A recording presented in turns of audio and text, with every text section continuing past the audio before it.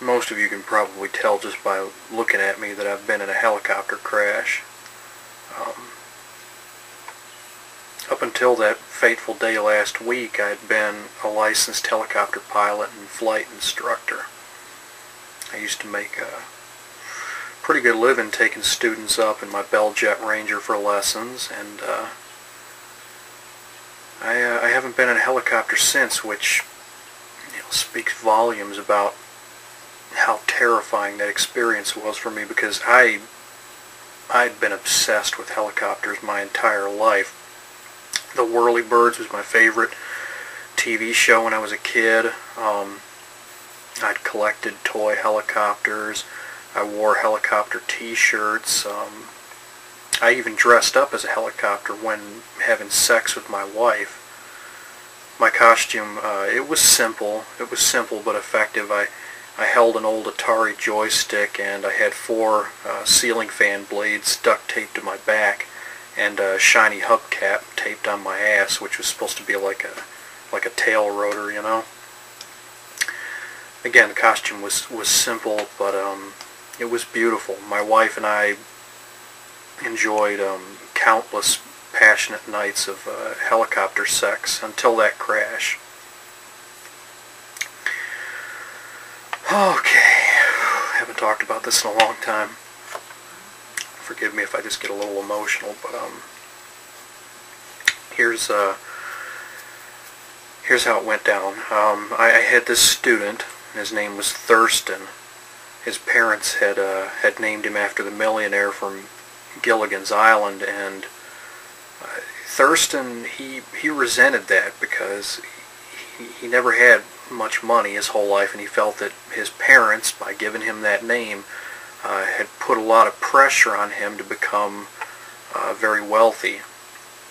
So, out of sheer rebellion, just to look really ragged, like the total antithesis of a wealthy socialite, Thurston, he used to dress like Raquel Welch from the movie 1 Million Years BC. He'd wear this furry little bikini all around town, and after a while it didn't bother anybody. It was just like his thing. Nobody even noticed. Well, his parents, they were floored. They stopped answering his phone calls and letting him in the house, and eventually they even stopped sending a Christmas card. So Thurston, because he was depressed, he turned to drugs, and the autopsy later revealed that he was all messed up the day I'd taken him up in my Jet Ranger, and I didn't even notice because I was distracted by the cat Thurston had brought on board. He had this 40-pound cat, the fattest thing you'd ever seen, and he'd named it Charles Laughton.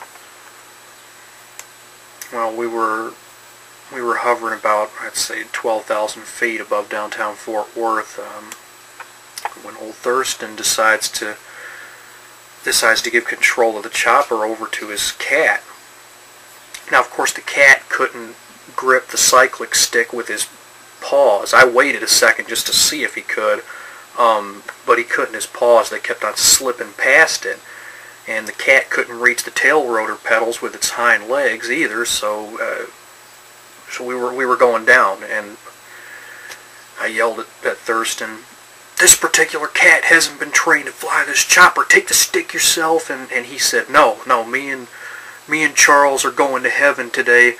My wife's put on too much weight." And just as I was able to push the cat out the window and grab the cyclic stick myself and say, "You're not even married, Thurston," we crashed into the residential street below. That's how I got this scar and all of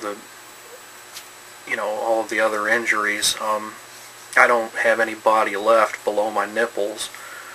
That's why I haven't done a yoga video like you've all been asking for. There's nothing south of my nipple tassels. We'd crashed on a garage sale, and Thurston, he was killed instantly. They found him with his skull smashed over this cookie jar shaped like the skipper from Gilligan's Island. And the cat, Charles Laughton, happened to land safely on an old beanbag and got his pilot's license later on from Harrison Ford. That's what I heard anyway.